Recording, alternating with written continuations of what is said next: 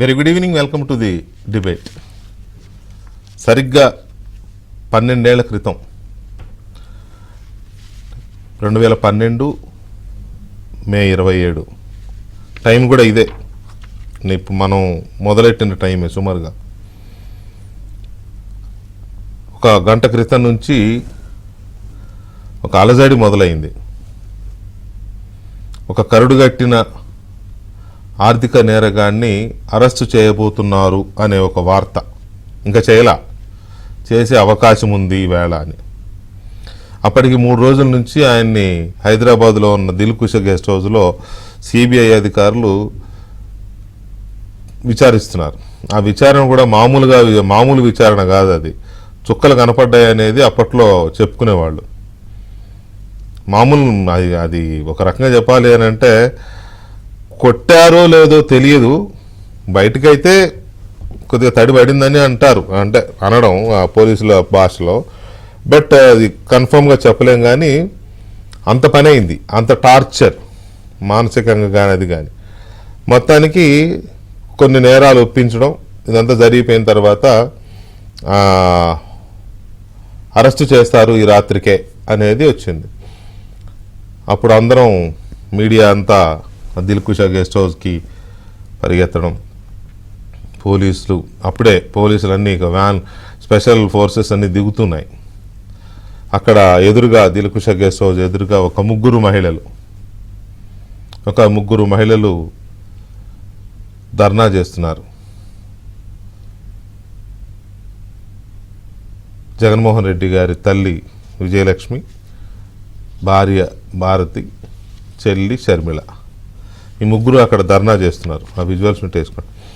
ధర్నా చేస్తున్నారు ఎందుకు అని అంటే, జగన్మోహన్ రెడ్డిని విచారణ ఆపేసి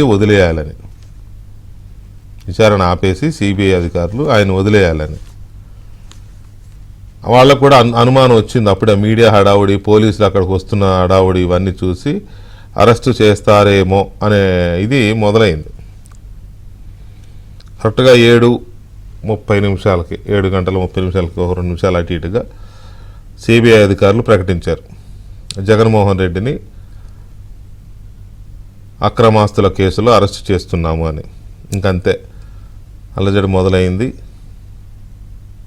పోలీసు వ్యాన్లో ఎక్కించుకున్నారు, తీసుకెళ్లారు, చెంచలగూడ జైలుకి తీసుకెళ్లారు, లోపలికి పంపించారు. ఇంకా అది ఆ రోజున, కరెక్ట్గా ఇదే రోజున 12 ఏళ్ల క్రితం జరిగిన ఒక స్టోరీ. అంటే అదేదో ఆయన స్వాతంత్ర సమరయోధునని లేకపోతే ఇంకోటని నేను చెప్పడం లేదు, కానీ ఈ అరెస్ట్కి ఒక చరిత్ర ఉంది. ఈ అరెస్ట్ వెనుక ఒక కుట్ర ఉంది. అరెస్ట్ వెనుక అంటే అరెస్టుకి, ఈ కేసుకి, అతను చేసిన నేరాలకు ఒక కుట్ర.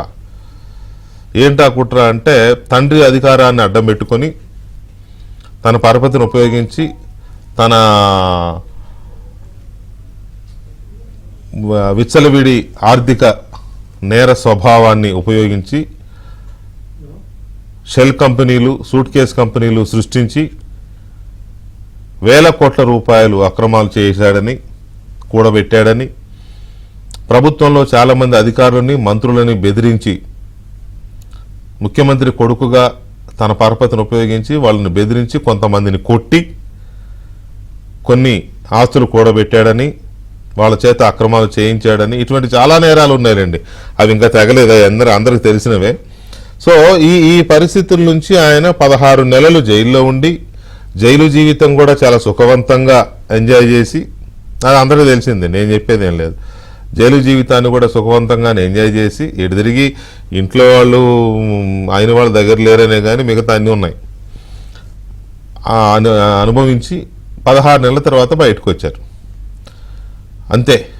ఆ రోజు నుంచి ఈ రోజు వరకు ఆయన బ్రహ్మాండంగా బెయిల్ మీద ఉంటూ 16 నెలలు జైలు శిక్ష, అప్పటి నుంచి బెయిల్ జీవితం, బెయిల్ పైన జలసా. ఇక అది ఎంత బాగా జరుగుతుందో దాన్ని అడ్డం పెట్టుకొని ఎంత రాజకీయం చేస్తున్నారో, ఎంత తర్వాత అధికారం, ఇవన్నీ మీరు చూస్తున్నవే. ఇవి ఈయన కేసుని కనుక మనం ఒక కేస్ స్టడీగా తీసుకుంటే జగన్మోహన్ రెడ్డి కేసు వ్యవస్థల్ని సవాల్ చేస్తుంది దేశంలో. అవి దర్యాప్తు సంస్థలు కావచ్చు, న్యాయ వ్యవస్థ కావచ్చు, ఇంకేదైనా కావచ్చు, వ్యవస్థల్ని సవాల్ చేస్తోంది. మన పార్లమెంటరీ వ్యవస్థనే సవాల్ చేస్తోంది, మన రాజ్యాంగాన్నే సవాల్ చేస్తోంది. ఒక రకంగా జగన్మోహన్ రెడ్డి సవాల్ చేస్తున్నాడు తన పరపతిని, తన డబ్బుని అన్నిటిని ఉపయోగించి. 12 ఏళ్ళు బెయిల్, 10 ఏళ్లకు పైన 11 సంవత్సరాలు సుమారుగా బెయిల్ పైన ఒక వ్యక్తి ఉన్నాడు అని అంటే సామాన్యుడికి సాధ్యమాది ఉండగలడా? 5 సంవత్సరాల నుంచి కోర్టు వాయిదాలకు కూడా హాజరు కాకుండా ఉన్నాను అంటే ఉండగలడా? ఇది వ్యవస్థల్ని సవాలు చేయడం కాకపోతే ఏంటి? ఇది వ్యవస్థలకు అవమానకరం కాదా? తలవంపులు కాదా ఇది భారత రాజ్యాంగానికి? ఎందుకు ఈ రకంగా జరుగుతోంది అనేది మనం ఇవాళ చర్చిద్దాం. ముందుగా ఈ చర్చలో మనతో పాల్గొంటున్నారు తెలుగుదేశం పార్టీ నాయకులు, ఎంపీ ఇంకా అయిపోలేదు కాబట్టి ఎంపీ నరసాపురం ఎంపీ రఘురామకృష్ణరాజు గారు లైవ్లో ఉన్నారు, వారితో మాట్లాడదాం. రఘురామరాజు గారు నమస్కారం. నమస్కారం విజయ్ గారు, గుడ్ ఈవినింగ్. ఆనాటి రోజులు గుర్తున్నాయా? బాగా గుర్తున్నాయి, ఇంకా కళ్ళెదురుగుండానే ఉన్నాయి. యాక్చువల్గా అంటే ఇప్పుడు క్యాజువల్గా మాట్లాడుకోవచ్చు, తప్పలేదు. నాకు ఒకరోజు ముందే ఇతను అరెస్ట్ చేస్తున్నారని చెప్పి నాకు తెలిసింది. ఇప్పుడు నేను అతనంటే చాలా తీవ్రమైన సానుభూతిలో ఉండేవాడిని, ప్రేమ అభిమానం కూడా జరిగింది. ఇవాళ ఏదో రకంగా కొంచెం తీవ్రంగా ఉండేది. సో అప్పుడు నేను కవర్ పెట్టా, ఈ ఎల్లకయ్య బాబు నువ్వు అంటే అప్పట్లో నువ్వని అనేవాళ్ళండి, ఎల్లకో ఇవాళ వేసేస్తున్నారు, I got the reliable news అని చెప్పి. సో చెప్తే దానికి అసలు ముందు రోజు చాలా బాగా ట్రీట్ చేశారు, అది ఇది అని చెప్పి చాలా ముచ్చటపడి ఇతను వెళ్ళటం. సో వెళ్ళిన తర్వాత అనుకున్నట్టుగానే ఆ రోజు అనౌన్స్ చేయటం, తర్వాత పాపం తల్లి కానీ చెల్లి కానీ, సరే భార్య ఎలాగో తప్పదు అనుకోండి, సో అందరూ కూడా మరి రోడ్డు ఎక్కటం అవన్నీ బాగా గుర్తున్నాయి. అన్నీ కళ్ళెదురుగుండానే ఉన్నాయి. అప్పుడే 12 ఏళ్ళు అయిపోయిందా అన్నట్టుగా అనిపిస్తుంది. సో మీరు అడిగిన ప్రశ్నకి 7:20 మధ్యలో ఆల్మోస్ట్ ఇదే టైం, ఇంకొక 5-10 నిమిషాల్లో అనమాట. అవును, కరెక్ట్, అన్నీ స్పష్టంగా ఉన్నాయి. కానీ ఆశ్చర్యం అదే, అదే ఆ తర్వాత 16 నెలలు అతను జైల్లో ఉన్నాడు. జైల్లో కూడా ఇంకా తేలకపోవటం, జైల్లో కూడా తేలకపోవడం మీ పిటిషన్ తర్వాత మాట్లాడదాం. జైల్లో కూడా ఈయన అంటే స్వర్గ సుఖాలు సౌఖ్యాలు అని అనను కానీ ఆషామాషి జైలు జీవితం కాదంటగా ఆయన గడిపింది, అక్కడ ఉన్న వాళ్ళు చెప్తూ ఉంటారు. అవును చెప్తారండి. ఆయన ఆల్మోస్ట్ పొద్దున్న సాయంత్రం దాకా ఈయన ములాఖతులతోనే గడిపేవాడు. ఆయనకు సెల్ ఫోన్ ఉండేదని కూడా చెప్తారు. ఎందుకంటే అప్పుడు జైలర్కే ఆయన మరి అన్ని ఏర్పాట్లు చేసి ఉండకపోతే అతను మళ్ళీ సలహాదారుడుగా మళ్ళీ ఆంధ్రాకు కూడా తీసుకురారు కదా. అవును. సో డెఫినెట్గా ఆయనకు చక్కటి సౌకర్యాలన్నీ కల్పించారు. అంతవరకు బాగానే అయింది. ఈ ఎంజాయ్డ్ హిస్ జైల్ లైఫ్, అందులో పెద్దగా ఇబ్బంది ఏం లేదు. ఈ రియల్ అంటే మామూలు వాళ్ళు పడినంత కష్టం అతను పడలేదని అయితే ఖచ్చితంగా చెప్పచ్చు. అతను ఏసీ రూమ్ అది ఎక్కువ మార్నింగ్ ఈవినింగ్ దాకా ఆ జైలర్ రూమ్లోనే ఉండి అందరినీ కలుసుకోవటం. ఆ తర్వాత ఆయన రూమ్లో కూడా కూలర్ ప్రొవిజన్ ఇచ్చారు, ఒక కుక్ ప్రొవిజన్ ఇచ్చారు. అవన్నీ ఉన్నాయి కాబట్టి అంత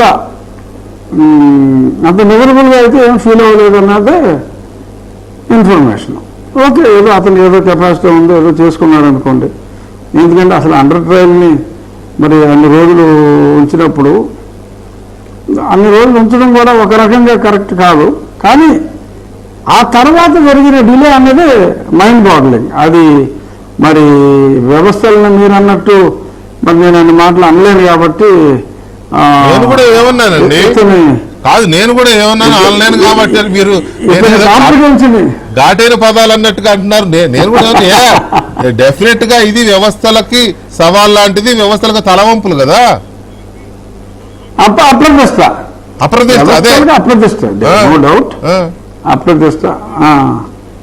అదే అతన్ని ఆ విషయంలో మరి వ్యవస్థల్ని అంత చక్కగా మేనేజ్ చేసుకున్నందుకు మరి వ్యవస్థలు చూసి బాధపడుతూ మరి ఇతని కెపాసిటీని అభినందిద్దాం. రేపు మాపు పోయేవాడిని నా మాత్రం అభినందిస్తే నష్టం ఉంది. సో డెఫినెట్ గా అతను అధికారం కూడా మనం ఉంటాయి, అది వేరు. కానీ దానికి నేరానికి పొంతన సంబంధం ఏముంది? అది నేరం తేల్చట్లేదు అంటున్నా. ఇంకా కానీ రాజుగారు ఇక్కడ చిక్కల్లా అది రాజుగారు ఇక్కడ ఆయనకి 16 నెలల తర్వాత బెయిల్ వచ్చింది. బెయిల్ వచ్చిన దగ్గర నుంచి ఆయన ఎప్పుడు కూడా ఆనాటి నుంచి ఈనాటి అనుకో 10 సంవత్సరాల 8 నెలలు బెయిల్ వచ్చి ఆనాటి నుంచి కొద్ది నెలల క్రితం మేము అప్పటి మా నాయకుడికి బెయిల్ వచ్చిన 10వ వార్షికోత్సవం కూడా ఘనంగా జరుపుకున్నాం. కేక్ కట్ చేశారుగా మీరు అందరూ, కేకులు కట్ చేశారుగా. అవును అవును. సో ఈ 10 సంవత్సరాల 8 నెలల్లో ఆయన ఎప్పుడూ కూడా ఒక కరుడుగట్టిన ఆర్థిక నేరస్తుడుగా ఎక్కడా కూడా ఎస్టాబ్లిష్ అవ్వకుండా ఏదో బ్రహ్మాండంగా ఈ దేశ స్వాతంత్రం కోసం లేకపోతే ఈ దేశ ప్రజల అభ్యున్నతి కోసం కష్టపడిన ఒక పోరాట యోధుడిగా తిరుగుతున్నాడు తప్ప ఎక్కడ ఒక నిందితుడిగా లేకపోతే ఒక నేరస్తుడుగా ఎక్కడ లేదు. ఎందుకలా లేదు. పేదల ప్రతినిధిగా పెత్తందారులపై ఎనలేని పోరాటం చేస్తున్నాడు ఆయన అని చెప్తున్నాడు.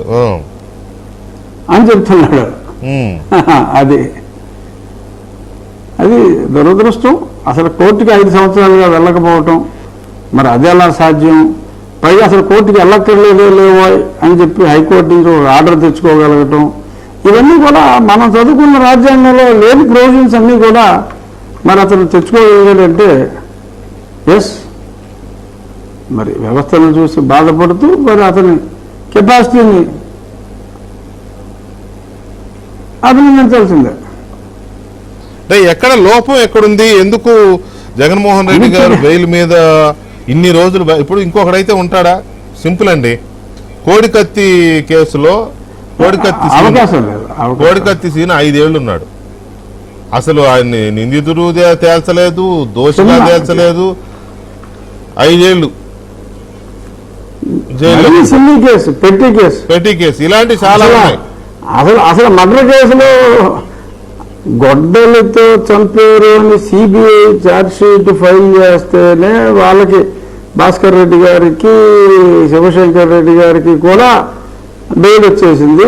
జైలుకి వెళ్ళి వచ్చిన తర్వాత అసలు అవినాష్ రెడ్డి గారికి ముందే బెయిల్ వచ్చింది. కానీ ఆ గొడవరాయి పాపం ఆడెవడో చిన్నపిల్లోడికేమో ఇంకా పాపం ఇంకా ఆడికి అతిగతి లేదు. ఆ కోడికత్తి సీను సరే ఏదో చచ్చాడు, 5 ఏళ్ళ తర్వాత బెయిల్ వచ్చింది అనుకోండి. పాపం కోడికత్తి సీను కథ చాలా దారుణం. మరి ఎమ్మెల్సీ పార్సిల్ చేసి పంపాడని చెప్పి అన్ని ఎవిడెన్స్లో ఉన్నప్పటికీ కూడా అతను ఎలక్షనీరింగ్లో కూడా చక్కగా ఆల్గీలకి ఓటేయమని చెప్పి పాల్గొన్నాడు. మరి ఇవన్నీ కూడా ఒక్క జగన్మోహన్ రెడ్డికే కాకుండా ఆ ఫెసిలిటీస్ ఆయన అనుచరులకు కూడా అతను దక్కిగా చూస్తున్నాడు. మరి అది వ్యవస్థలో లోపం అయితే వ్యవస్థ లోపాన్ని సరి చేసుకోవాలి. అసలు అన్నిటికన్నా దారుణం సుప్రీంకోర్టు మొన్న మీరు తొందరగా ఈ డిశ్చార్జ్ పిటిషన్ క్లోజ్ చేయండి బాబు అంటే అన్న తర్వాత మళ్ళీ ఆ డిశ్చార్జ్ పిటిషన్ మీద జడ్జిమెంట్ ఇస్తానన్న జడ్జి గారు మారిపోయాడు. మళ్ళీ తర్వాత వచ్చింది ఎవరన్నా 3 ఏళ్ళు సర్వీస్ ఉన్నవాడు వచ్చారంటే ఇంకో 16 నెలలో 15 నెలలో సర్వీస్ ఉన్న జడ్జి గారు వచ్చారు. ఆయన మళ్ళీ కొత్తగా మొదలెట్టాలని చెప్పి పాత జడ్జి వెళ్తే ఆర్డర్ ఇచ్చేవాడు. మరి ఆయన ఎప్పుడు మొదలెడతాడు? ఇవన్నీ ఎప్పుడు అవుతాయి? మళ్ళీ ఆయన 15 నెలల్లో రిటైర్ అవ్వాలి కాబట్టి ఎక్స్టెన్షన్లు ఇవ్వలేరు. మళ్ళీ ఆ 15 నెలల తర్వాత కొత్త ఆయన వచ్చాక డెఫినెట్గా మళ్ళీ మొదలు పెట్టవలసిన పరిస్థితి రావచ్చు. సో మరి దీనికి మరి సొల్యూషన్ అయితే నాకు కనిపించట్లా. మరి ఇంకెన్నాళ్ళు అంటే కనీసం ఆ ట్రయల్ అన్నా స్టార్ట్ అయితే డిశ్చార్జ్ పిటిషన్ క్లోజ్ అయ్యి ఏదన్నా ఒక కనుచూపునారులో ఈ టైంకి అవుతుందని ఒక అంచనాకి మనం రావచ్చు వీకే గారు. కానీ అంచనాలకు అందన్నది ఇవాళ ఈ డిబేట్ ఉంది కదా అని చెప్పి నేను ఒక 2-3 లీగల్ ఎక్స్పర్ట్స్తో మాట్లాడా.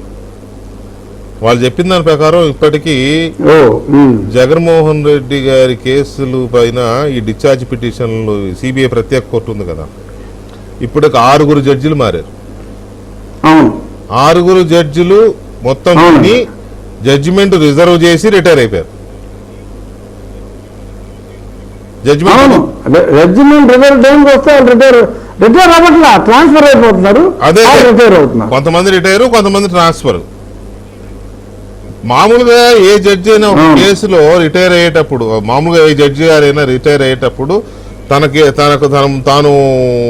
తన విన్న కేసులన్నీ క్లియర్ చేసి రిటైర్ అవుతారు అని అన్నారు.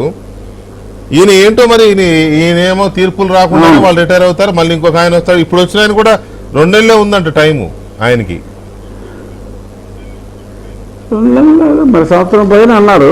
అవునా? ఆ వెళ్ళిపోయే ఆయన కూడా చాలా గమ్మత్తుగా మళ్ళీ కొత్త అన్ని వినాలని చెప్పి మరి వెళ్ళాడు.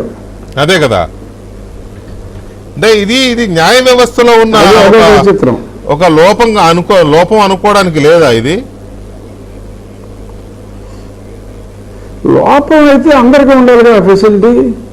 మరి అదే కదా, ఎందుకంటే మొన్న నా పిటిషన్ సుప్రీంకోర్టులో వచ్చినప్పుడు కూడా సిబిఐ అడ్వకేట్ గారు విఎస్ రాజు గారు రాజు ఆయన ఏం చెప్పారంటే, మరి లాలో ఉన్న ప్రొవిజన్స్ వాడుకుంటున్నారు, ఈ డిశ్చార్జ్ పిటిషన్లు ఒకదాని తర్వాత ఒకటి వేసి అబ్నార్మల్ డిలే అవుతుంది, బట్ అది చట్ట ప్రకారం డిలే చేసుకుంటున్నారు అన్నట్టుగా చెప్పడం జరిగింది.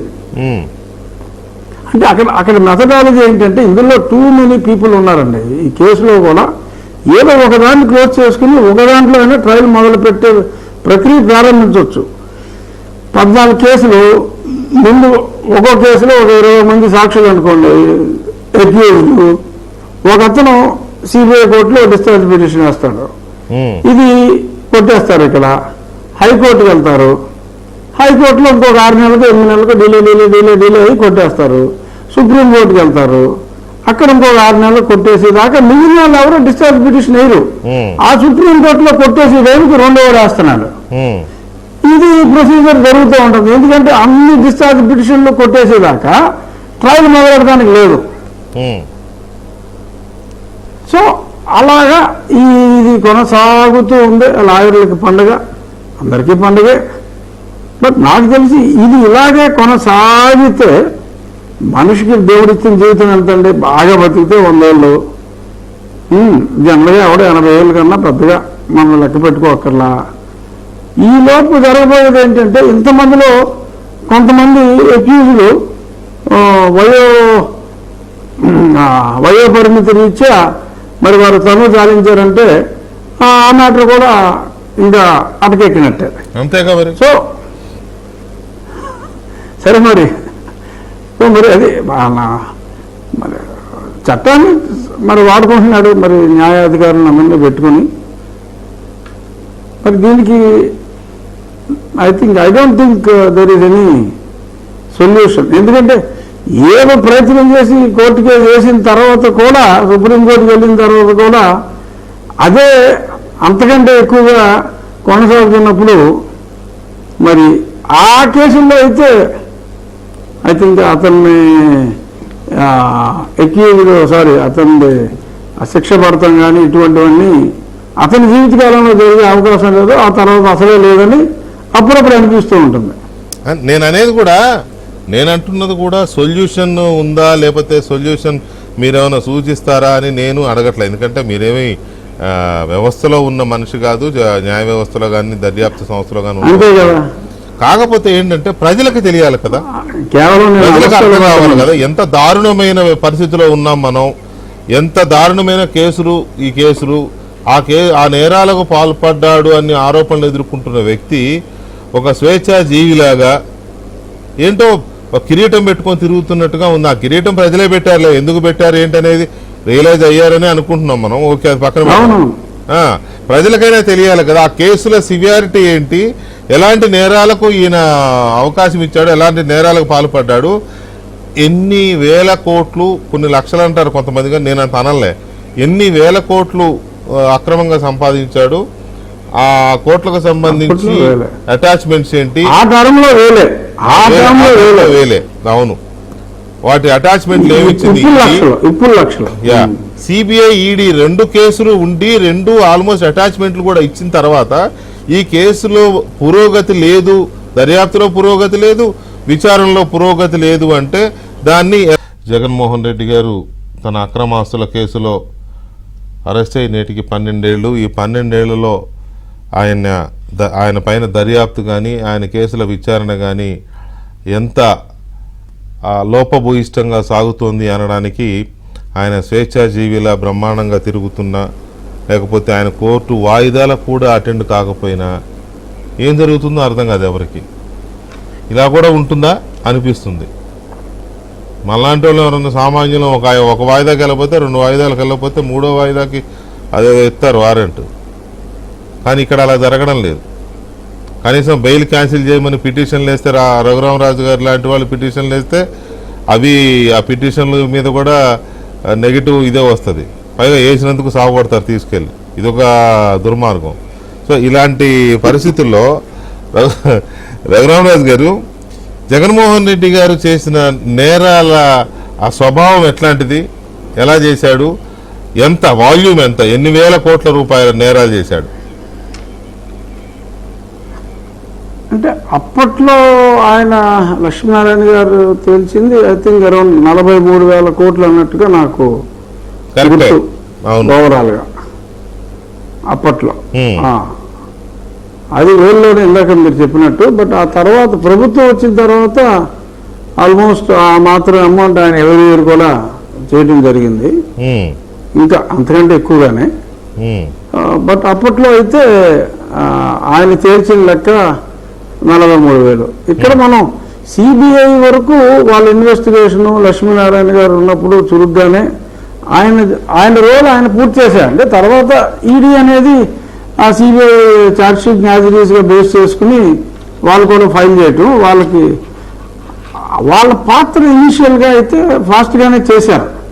కానీ ఆ తర్వాత ఈ కోర్టు ఈ ట్రయల్ ఈ డిశ్చార్జ్ పిటిషన్లో ఉన్న లొసుగుల్ని నెంబర్ ఆఫ్ పీపుల్ చాలా ఎక్కువ మంది ఉండటం వల్ల అతను న్యాయ వ్యవస్థనే ఉన్న మరి లొసుగులు అనుకోండి, లేదంటే వాట్ ఎవర్ ఇట్ ఈస్, దాన్ని పరిపూర్ణంగా వాడుకుంటున్నాడు. ఇక్కడ సిబిఐని ఇన్వెస్టిగేషన్ వరకు తప్పు పడటానికి లేదు. బట్ సబ్సిక్వెంట్గా మరి వాళ్ళు కొంచెం పెద్ద యుద్ధం చేస్తుంటే ఒక రకంగా ఉండేది. బట్ వాళ్ళ యుద్ధం మరి ఎందుకంటే నేను కేసులు ఫైల్ చేసినప్పుడు, ఎందుకంటే గతంలో ఇతను సీఎం అవ్వకముందు అయితే బెయిల్ రద్దు చేయాలని కూడా ఒకసారి అన్నారు. అప్పుడు వాళ్ళు అన్నప్పుడు కోర్టు రద్దు చేయలేదనుకోండి. ఆ తర్వాత నేను రద్దు చేయాలని వేసినప్పుడు మటుకు వాళ్ళు జగన్మోహన్ రెడ్డికి మద్దతు పలికారు తప్ప నాకు మద్దతు పలకలేదు. సరే, ఈ లోపు మీరు ఇందాక చెప్పినట్టు మనకి కోటింగ్లు అన్నీ అయిపోయినాయి. పైగా ముఖ్యమంత్రి బెయిల్ రద్దు చేయమంటావరా ఎల్కే అని కూడా మరి అలాగా చేశారు. పిటిషన్ వాపస్ తీసుకోమని కూడా అన్నారు. ఏం చేస్తాం మనం, ఏదో న్యాయ వ్యవస్థని ఈ రకంగా వాడుకుంటున్నారని చెప్పి చట్టాన్ని గౌరవించే వ్యక్తిగా నేను కేసులు వేస్తే నాకు పగిలిపోయింది. అది నిజంగా దురదృష్టం. అవును. ఆ సంఘటన పార్లమెంట్ లో చెప్పుకోవడానికి కూడా నాకు పర్మిషన్ రాకపోవడం మరింత దురదృష్టం. ఒక చట్టసభలో అత్యున్నత చట్టసభలో ఉన్న వ్యక్తిని అతి దారుణంగా హింసిస్తే, అరే ఇలా హింసించారా బాబు అని నేను చెప్పుకుంటానంటే కూడా పూసు కప్పు చెప్పని ఆ ఒకటి మాట్లాడకని చెప్పి నాకు పర్మిషన్ కూడా ఇవ్వాల. అది ఇంకా దురదృష్టం. ప్రధానమంత్రి అంటే నేను అనేది నేను అతను మెచ్చుకోవట్లేదు, కానీ ఆ జగన్మోహన్ రెడ్డిని కొన్ని సంఘటనలు చూస్తే ప్రోటోకాల్ ప్రకారం ప్రధానమంత్రి వచ్చినప్పుడు నేను కంపల్సరీగా ఉండాలి లోకల్ ఎంపీగా. ఆ ప్రధానమంత్రి ఆఫీస్ నుంచే నా పేరుని కూడా లోకల్ ఎంపీని తీయించేసాడంటే అసలు ఏంటి, అసలు వీడేంట్రా బాబు, అసలు వీడి కెపాసిటీ ఏంటి? ప్రైమ్ మినిస్టర్ ఆఫీసులో ప్రోటోకాల్ ప్రకారం ఉండవలసిన ఒక ఎంపీ పేరు కూడా తీసేసి కనీసం ఆ ఎంపీకి ఇంటిమేషన్ కూడా ఇవ్వరా? ఇంత దారుణమా? కల్పించుకుంటే కాలమే పడుతుంది కానీ మరి చెప్పుకుంటే సిగ్గుచేటు, కానీ చెప్పుకోవాలి తప్పదు. అంటే ఇతను వ్యవస్థల మేనేజ్మెంట్ గురించి మనం మాట్లాడుకునే పరిస్థితి వచ్చినప్పుడు మరి డెఫినెట్గా ఇటువంటి స్టాట్యూటరీ ప్రోటోకాల్స్ కూడా మరి అతను మేనవర్ చేయగలిగాడు. సో కాబట్టి ప్రైమ్ మినిస్టర్ ఆఫీసుని మేనవర్ చేయగలిగిన వాడికి మరి ఆఫ్టర్ ఆల్ కోర్టు అని అంటాం కూడా నేరమే. అందుకే నేను ఆఫ్టర్ ఆల్ కోర్టు అని అన్నాం. మరి ఒక సిబిఐ కోర్టుని మేనవర్ చేయడంలో మరి పెద్ద ఆశ్చర్యం లేదేమో అని అనిపిస్తూ ఉంటుంది నాకు. అంటే ఎందుకంటే I was so very confident. పేరు ఉంటుంది, నేను రైలు కూడా ఎక్కి రైలు తాగిలట్టు వేస్తున్నాడు రా బాబు అని తెలిసి వచ్చేసా. వ్యవస్థల్ని ఏదో ఒక దశలో లేకపోతే ఏదో ఒక టైం పీరియడ్ వరకు ఏదో ఒకసారి 2 సార్లు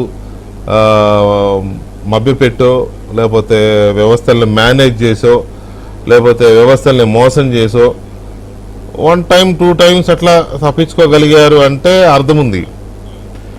ఇంత లాంగ్ పీరియడ్ 10 సంవత్సరాలు బెయిల్ మీద తిరుగుతున్నారు. పైగా చిన్న నేరాలు కాదు, చాలా చాలా చాలా జడ్జిమెంటుల్లో ఈ కేసుల్ని కోర్టు చేసిన సైటేషన్ ఇచ్చిన కేసులు ఉన్నాయి సుప్రీంకోర్టులోనే. 2-3 కేసుల్లో జగన్మోహన్ రెడ్డి కేసుని జడ్జిలు కోర్టు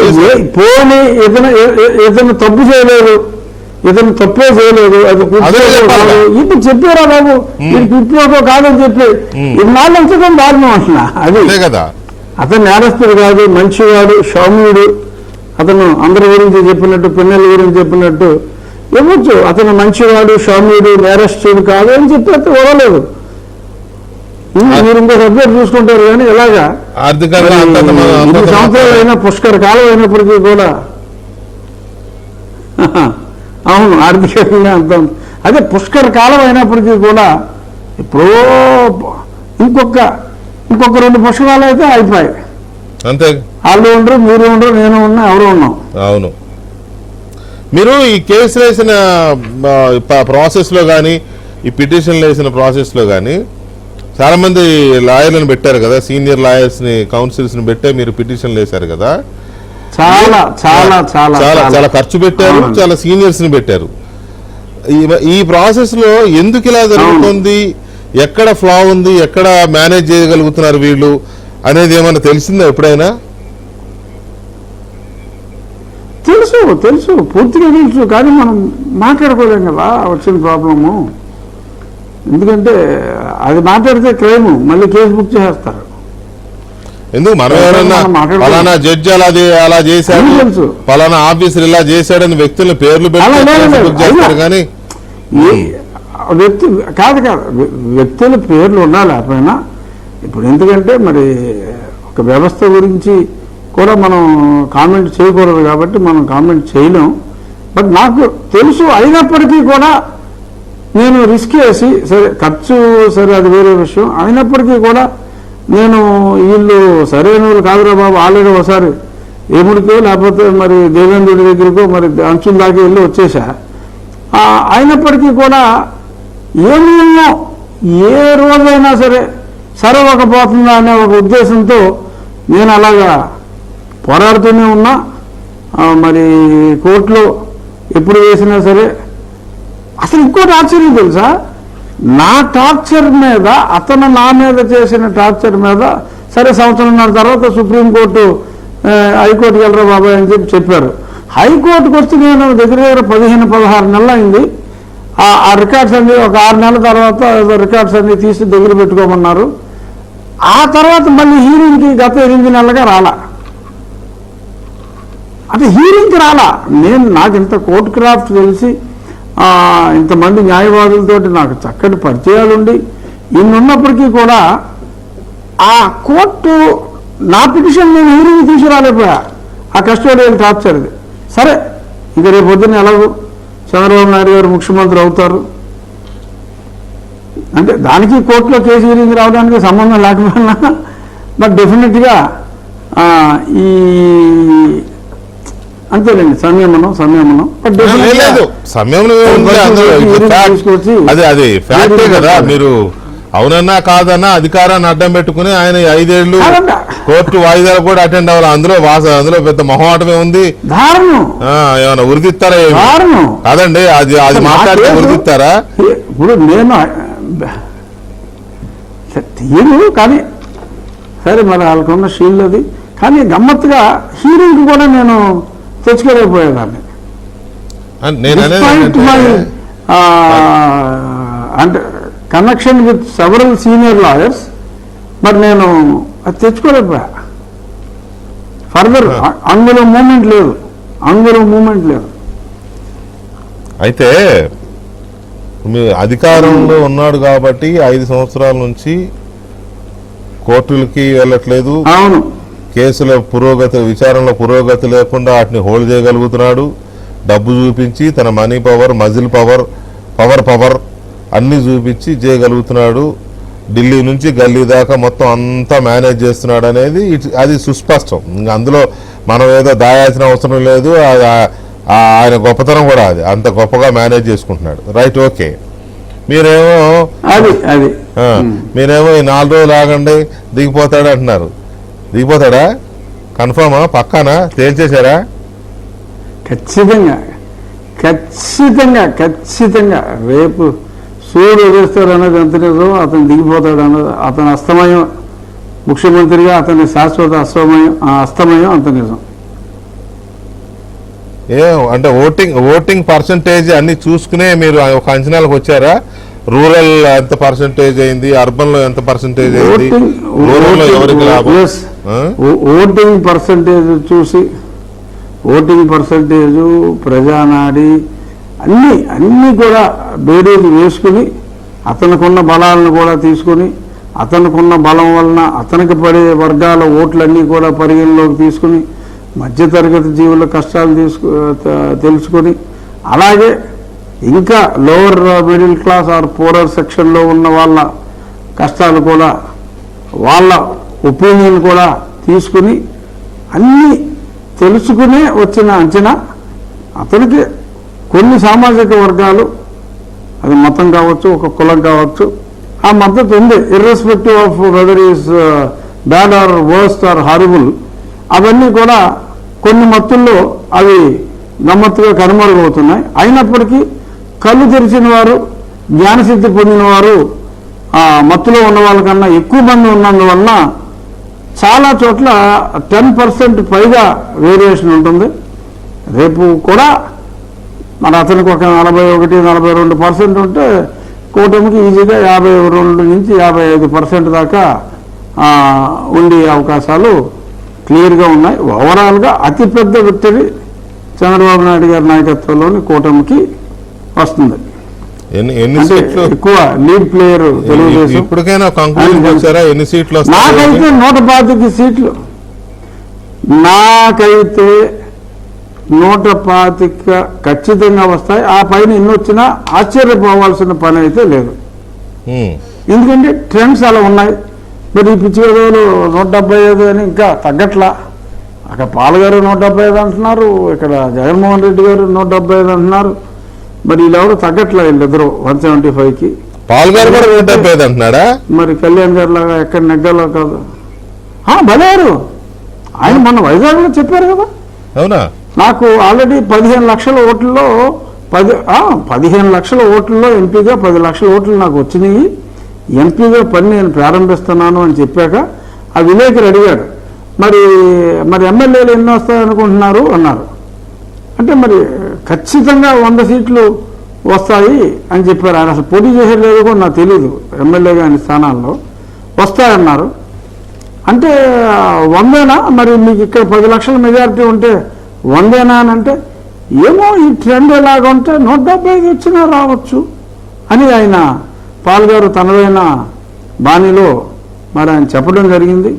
మరి కాన్ఫిడెన్స్ విషయంలో వైసీపీ సత్యబాబు గారు ఏం చెప్పారు, జగన్మోహన్ రెడ్డి గారు ఏం చెప్పారు, తగ్గేదేలే అంటూ పాల్గారు కూడా అదే మాట ఆయన చెప్పారు. మరి ఆయన విశాఖపట్నం ఎంపీగా అప్పటికే ఎన్నికైపోయి ఉంటానని ఆయన అనుకుంటున్నారు కాబట్టి మరి ఆయన కూడా విశాఖపట్నంలోనే ప్రమాణ స్వీకారం ప్లాన్ చేస్తారేమో, ఎక్కడ ప్లాన్ చేస్తారో నాకు తెలియదు. బట్ ఖచ్చితంగా ప్రమాణ స్వీకారం చేసి చంద్రబాబు నాయుడు గారు అమరావతిలోనే జరుగుతుంది, ఇది నిజం, అది ఇల్యూజన్. అదే నేనే కూడా కారణాలు కూడా మీరేమో అధికారం వచ్చేసింది మాకు, ప్రమాణ స్వీకారం అమరావతిలోనే చేస్తారు అని మీరు ఇంత కాన్ఫిడెంట్గా చెబుతూనే 125, 130 దగ్గర ఆగిపోతున్నారు. అసలు వాళ్ళకి అధికారమే రాదని మీరంటే వాళ్ళు 175 విశాఖపట్నం ప్రమాణ స్వీకారం. ఇంకోటి లేటెస్ట్ మొత్తం బస్సులు ప్రైవేట్ బస్సులు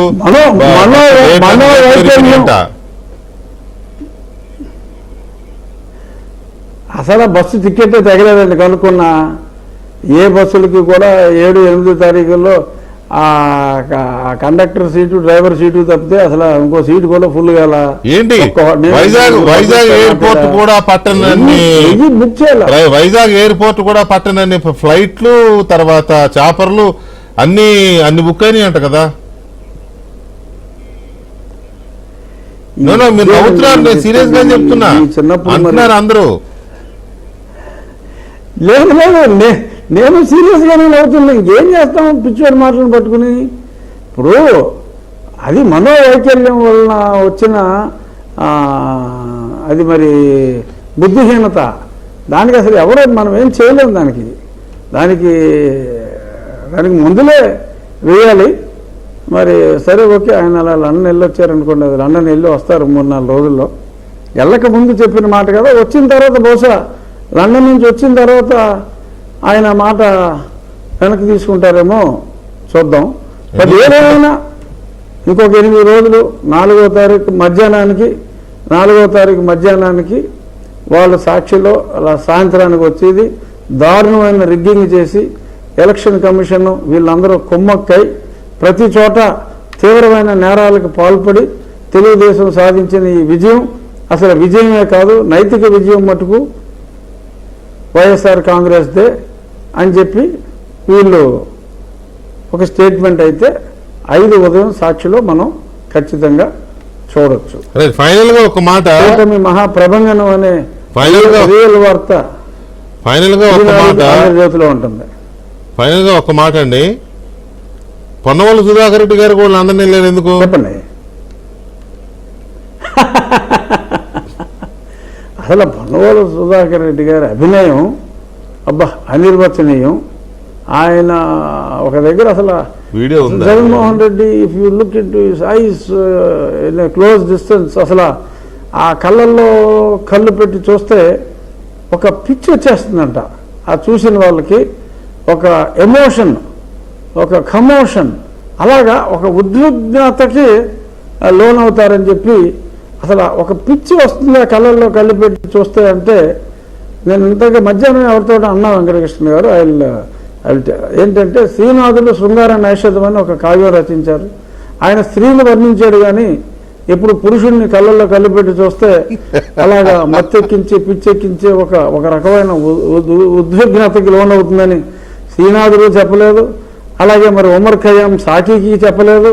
అలాగే అడవి బాపిరాజు కిన్నెరసాని గురించి కూడా ఆయన వర్ణించారు తప్ప ఏ పురుషుడి గురించి కూడా వీళ్ళు ముగ్గురు ఎప్పుడు వర్ణించలా.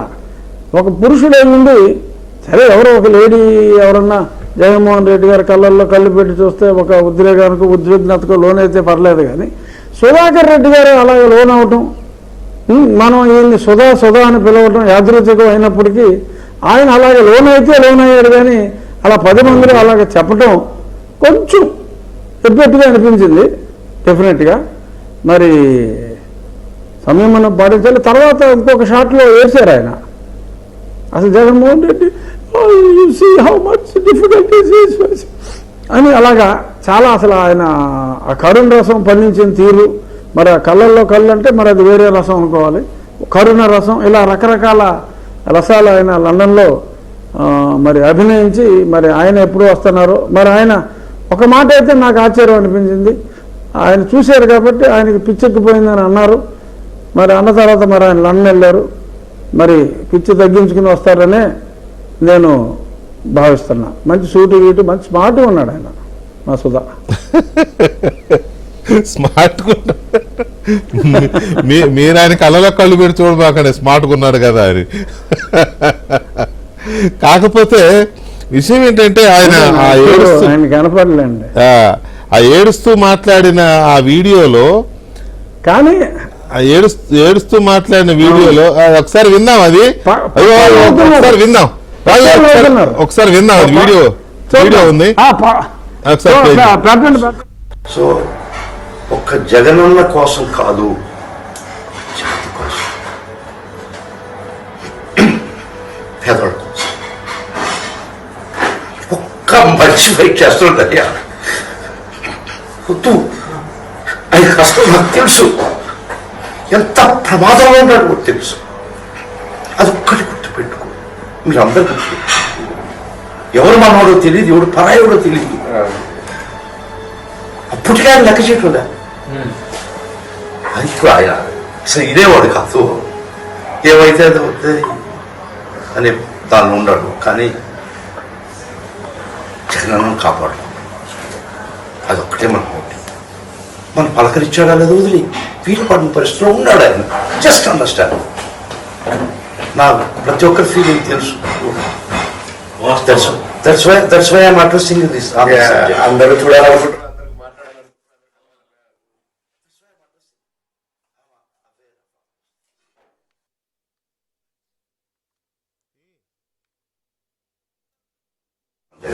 This is my word.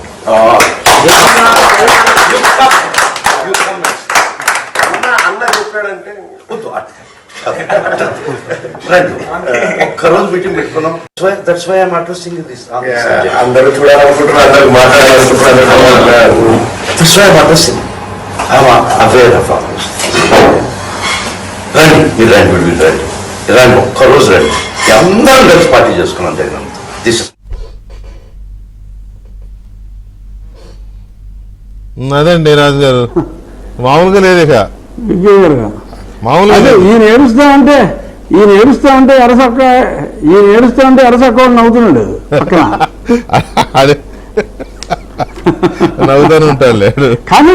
కానీ ఏకకాలంలో తెలుగు ఇంగ్లీష్ మాట్లాడటమే కాకుండా ఓ రంగారావు గారిని, అంతలోనే ఒక గుమ్మడి వెంకటేశ్వరరావుని, ఇలాగా సైమల్టేనియస్గా కూడా ఆయన అభినయించిన తీరు డెఫినెట్గా, అతనైతే డెఫినెట్గా నెల్లూరు జిల్లానే కదా రంగారావు గారి, నేను అనుకుంటున్నా రంగారావు గారు ఆవహించాడేమో.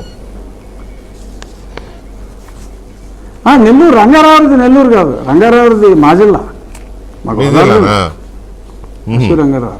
ఓకే, మా జిల్లా. అప్పుడు రంగారావుకి మనవడు అవుతాడు, ఇప్పుడు ఏలూరు క్యాండిడేట్ బడేటి చంటి బుజ్జి తమ్ముడు, మా పార్టీ ఎమ్మెల్యే అభ్యర్థి. రంగారావుకి మనవడే అవుతాడు ఆయన. సో అదే రంగారావు మా జిల్లా. అయితే ఇప్పుడు ఆ సీన్ లో, ఆ వీడియోలో ఆ వీడియోలో ఏమంటారంటే, ఒక్కడు పోరాడుతున్నాడయ్యా, ఒక్కడు చాలా ప్రమాదంలో ఉన్నాడు, ఏమైపోతాడో అర్థం కావట్లేదు, చాలా ప్రమాదంలో ఉన్నాడు, ఏంటి ఇది అని అంటే జరిగేది జరక మానదుగా అదే ఓడిపోయే ప్రమాదంలో ఉండాలని మా సుధా ఈ గాట్ ద పాయింట్. మళ్ళీ అయిపోయాక మళ్ళీ అందరినీ పార్టీ చేసుకుందాం అంటే వాళ్ళు చప్పట్లు కొడుతున్నారు. అవును. సో ఏమైనా మీ సుధా ఉండవలసిన వ్యక్తి, ఏమైనా మీ సుధా ఆ రోజుల్లో మా సంజు సుధాల కామెడీ వాళ్ళ షోలు, ఆ రోజుల్లో మా సంజు సుధాల కామెడీ షోలు అసలు విపరీతంగా ఉండి. అవును, గోదావరి ఎక్కడ పుట్టింది ఇవన్నీ కూడా ఆ ఫన్ డేస్ వీఆర్ మిస్సింగ్. మళ్ళీ బహుశా ఆ రోజులు మళ్ళీ రావు. సో ఎనీవే, జగన్మోహన్ రెడ్డి గారి ఈ అక్రమాస్తుల కేసులో అరెస్ట్ అయ్యి 12 ఏళ్ళు అయిన తర్వాత ఈ కేసు విచారణ ఎలా సాగుతోంది, దర్యాప్తు ఎలా సాగుతోంది, దర్యాప్తు సంస్థలు బోత్ సిబిఐ అండ్ ఈడీ ఎక్కడ కాంప్రమైజ్ అవుతున్నాయా, లేకపోతే వాళ్ళని మించి జగన్మోహన్ రెడ్డి వ్యూహం పన్నుతున్నాడా, ఆయనకి బెయిల్ ఎలా కంటిన్యూ అవుతోంది ఇన్ని సంవత్సరాల నుంచి, దర్యాప్తు సంస్థలు కనుక సీరియస్గా తీసుకుంటే బెయిల్ క్యాన్సిల్ అవుతుంది, విచారణ వేగవంతం అవుతుంది. ఇక్కడ గమనించాల్సింది ఏంటంటే సుప్రీంకోర్టు స్వయంగా ఆర్థిక నేరాలు చేసిన ప్రజాప్రతినిధుల కేసుల్ని ఇమీడియట్గా ఫాస్ట్ ట్రాక్లో పూర్తి చేయాలని చెప్పింది, అది జరగల. జగన్మోహన్ రెడ్డి కేసుల విచారణ కోసం ఒక స్పెషల్ కోర్టే పెట్టమంది, అది జరగల. ఎట్లా ఆగుతున్నాయి ఇవన్నీ అనేది ఇటువంటి కీలకమైన అంశాలు. నేను మళ్ళీ చెప్తున్నా, ఇవి వ్యవస్థలను సవాల్ చేసే నేరాలు, ఇవి వ్యవస్థలను సవాల్ చేస్తున్న కేసులు, ఇవి వ్యవస్థలకు అప్రతిష్ట తెచ్చే కేసులు, ఇవి ఎందుకు ఇలా జరుగుతోంది, ఇప్పుడైనా మేలుకుంటారా లేదా